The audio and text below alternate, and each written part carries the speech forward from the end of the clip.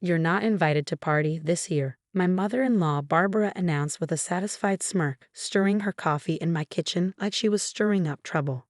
"We're celebrating at our beach house. Family only." I kept arranging cookies on the plate, my hands steady despite the anger bubbling inside. "And I'm not family?" I asked, though I already knew her answer. "Well," she drew out the word, examining her perfectly manicured nails. "Since James passed away last year, you're not technically family anymore, are you? My name is Emma Collins, and at 34, I was being uninvited from party by the woman who'd spent the last 10 years trying to convince her son he'd married beneath him. James's sudden death in a car accident last year had given her the perfect excuse to finally cut me out completely." "No problem," I replied calmly, offering her the cookies I baked.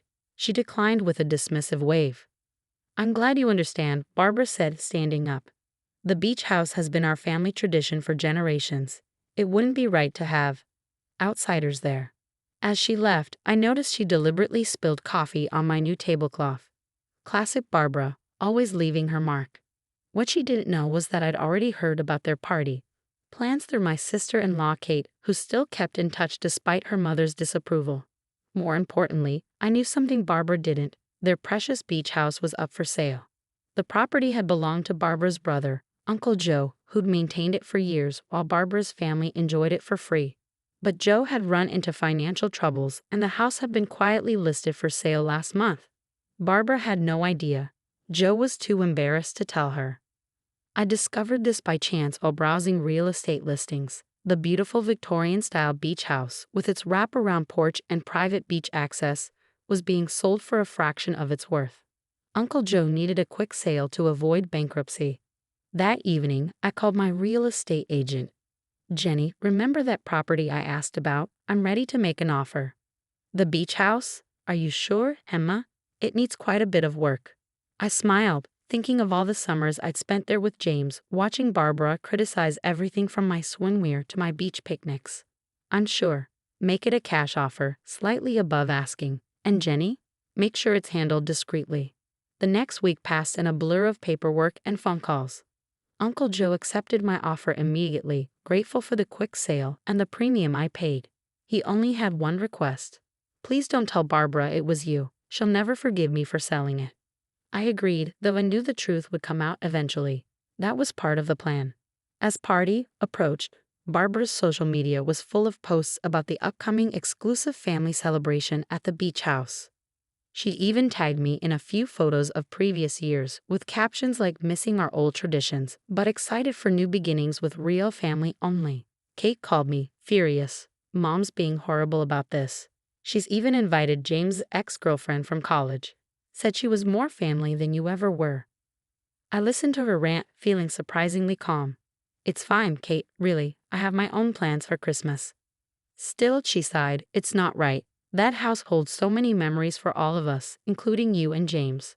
Mom has no right to erase that." If only she knew. The day before party eve, I received the final paperwork. The beach house was officially mine. I immediately hired a cleaning crew and had the locks changed, but left everything else exactly as it was. Then I waited. Barbara and her entourage would arrive tomorrow afternoon using the hidden key under the porch planter, a key that no longer worked. They have cars full of food, gifts, and guests, including James's ex-girlfriend, all ready for their perfect family Christmas. I poured myself a glass of wine and looked at the last photo James and I had taken at the beach house. He was laughing his arm around me, while Barbara scowled in the background. "Wish you could see this, love," I whispered to his smiling face. "Your mother's about to learn a valuable lesson about what family really means. Tomorrow would certainly be interesting. After all, nothing says Merry Christmas quite like finding out your despised daughter-in-law now owns your favorite family gathering spot." The text came at exactly 2:47 p.m. on party eve. "What have you do, honey?" Barbara's message screamed in all caps. I imagined her standing on the porch, surrounded by confused family members, her face turning that particular shade of red I'd come to know so well over the years. I positioned a discreet security camera by the door, allowing me to watch the scene unfold from the comfort of my home. The footage didn't disappoint. Barbara tried the key 3 times before sending her husband John to check all the windows. Their guests stood awkwardly on the porch, luggage at their feet, while James's ex-girlfriend Amanda kept checking her phone, clearly uncomfortable. My phone rang. "Kate." "Emma," she whispered, trying not to be overheard. "Please tell me you had something to do with this. Mom's having an absolute meltdown." I could hear Barbara in the background, shouting about calling the police and having the vandals arrested. "The locks have been changed," Kate continued. "And there's a note on the door saying all inquiries should be directed to Harrison Property Management." "Really?" I replied innocently. "How interesting." "Oh my God," Kate gasped. "You didn't, did you?" Before I could respond, another call beeped through. "Uncle Joe." "I have to go, Kate. Merry Christmas." Uncle Joe sounded nervous. "Emma, Barbara's been calling me nonstop. She knows I sold the house. But I haven't told her it was you. She's threatening to sue me for selling family property." "Don't worry," I assured him. "You had every right to sell, and I have all the paperwork to prove it was a legal transaction. Let her throw her tantrum." Back on the security feed, I watched as a police car pulled up. Barbara must have actually called them. She gestured wildly, pointing at the door, probably spinning some tale about break-ins and vandalism. The officers looked bored, likely tired of dealing with holiday property disputes. My phone buzzed again. A text from John, my father-in-law. "Emma, we need to talk." Barbara's hysterical. "Whatever your price is, name it." I didn't respond. This wasn't about money. The next text was from Amanda, surprisingly. "I had no idea they were using me to hurt you. I'm so sorry. James would have hated this." She was right. James would have hated seeing his family act this way. He'd always tried to play peacekeeper between his mother and me, often at the cost of his own happiness. Around 4 p.m., a representative from Harrison Property Management arrived, right on schedule. I watched as he explained to the gathered crowd that the property had been legally sold, and the new owner had authorized him to deal with any trespassers. Barbara's voice carried clearly through the security camera. "This is ridiculous. This house has been in our family for generations. We have traditions." "Ma'am," the representative replied calmly, "the property was legally sold by its rightful owner, Mr. Joseph Miller. The new owner has asked that you vacate the premises immediately." One by one, the guests began dragging their luggage back to their cars. The perfect family party was unraveling spectacularly. Kate stayed behind as the others left, and I watched as she walked to the edge of the property, looking out at the ocean. My phone buzzed with her message. "I don't know how you did this, but I'm kind of proud of you. Mom needs to learn she can't treat people this way." Barbara was the last to leave, still threatening lawsuits and screaming about family betrayal. I watched her storm to her car, then pause and turn back to the house. For a moment, her expression changed from anger to something else. Grief, perhaps, or fear. This house represented more than just a party gathering spot. It was her last connection to the power she thought she held over the family.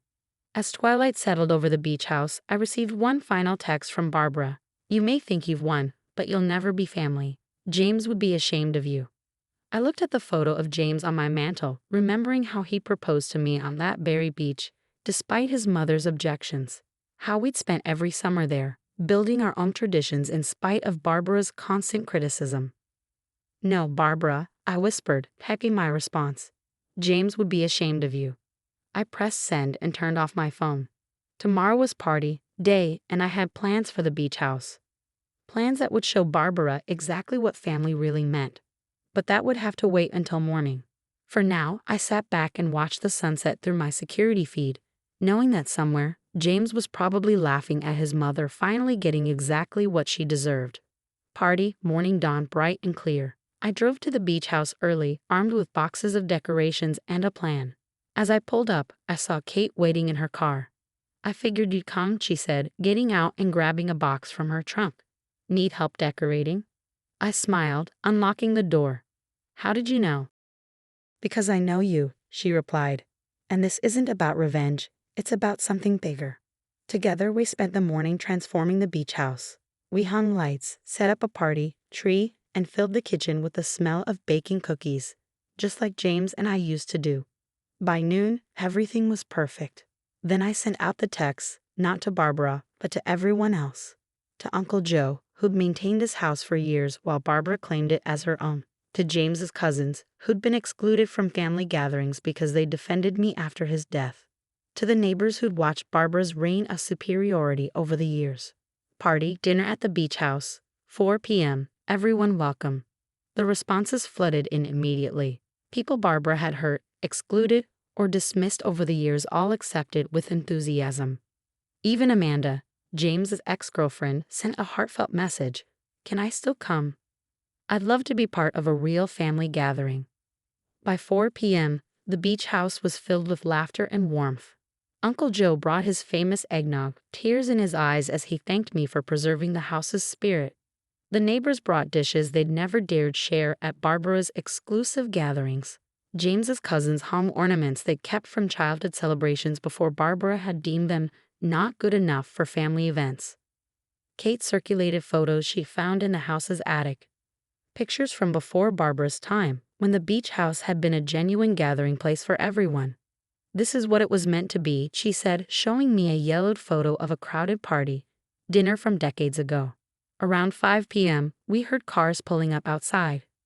Through the window, I saw Barbara, John, and their remaining approved family members standing in a driveway, staring at the lights and listening to the laughter spilling from inside. I opened the door before they could knock. Barbara stood there, her carefully applied makeup not quite hiding her sleepless night, clutching a manila envelope I assumed contained legal threats. You can't, she began, but I cut her off. I can, I said firmly. This house was never about ownership, Barbara. It was about family, real family, the kind that welcomes instead of excludes, the kind James believed in. John stepped forward, placing a restraining hand on Barbara's arm. For the first time, he looked at me with something like respect. You're right, he said quietly. We've lost sight of what this place meant. Barbara's hands shook as she gripped her envelope. But our traditions are right here. I gestured behind me, where people were sharing stories, laughing, and making new memories. They're just bigger now, more inclusive. The way they should be. Kate appeared beside me. Mom, enough. Come inside. Be part of this instead of fighting it. For a long moment, Barbara stood frozen. I could see the battle in her eyes. Pride versus loneliness, control versus connection. Finally, her shoulders slumped slightly. James always loved party here, she whispered, so quietly I almost missed it. He did, I agreed, and he loved it most when everyone was welcome. Slowly, reluctantly, Barbara let Kate lead her inside. The manila envelope fell forgotten by the door. As she entered, Uncle Joe raised his glass of eggnog in greeting, and some of the tension left her face. Later that evening, as people mingled and shared dessert, I found Barbara standing by the old fireplace, looking at a photo of James I'd placed on the mantel. You're not going to sell it, are you? She asked, not looking at me. No, I replied, but I am going to change it. This house will be open to everyone who loved James, everyone who believes in what family really means. You're welcome to be part of that, Barbara, but you don't get to control it anymore. She nodded slowly, then reached into her pocket and pulled out a small, worn photo, James as a baby, playing on this very beach. Could we put this up too? I took the photo and placed it next to mine. Of course. That's what family does. As the evening wound down, I watched the sunset from the porch, just as James and I used to do. The house behind me buzzed with conversation and laughter, sounds of genuine joy rather than forced perfection. Kate joined me, handing me a cup of hot chocolate. You know, she said, I think this is exactly what the beach house needed. What we all needed. I smiled, thinking of James. Sometimes the best revenge isn't revenge at all. It's just making things right. Inside, I could hear Barbara tentatively sharing stories about James's childhood Christmases here. The other guests adding their own memories, weaving together a tapestry of family that was richer and more beautiful than her exclusive gatherings had ever been. This was my victory, not in numbing the house, but in bringing back its heart.